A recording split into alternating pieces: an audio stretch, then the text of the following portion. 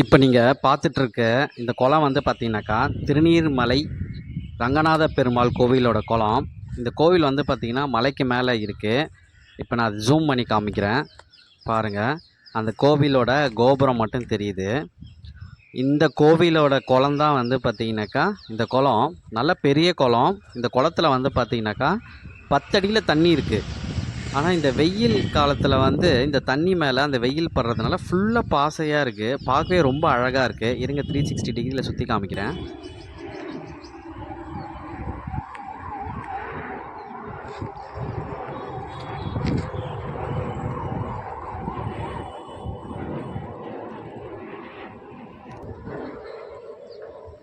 பார்த்தீங்கன்னாக்கா செம வெயிலாக இருக்குது.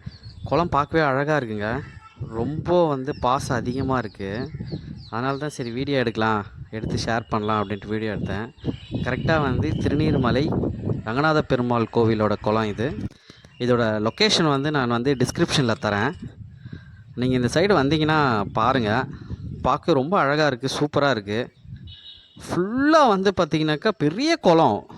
அதில் வந்து ஃபுல்லாக பாசையாக இருக்குது. ஒரு ட்ராப் தண்ணி கூட அந்த தெரியல.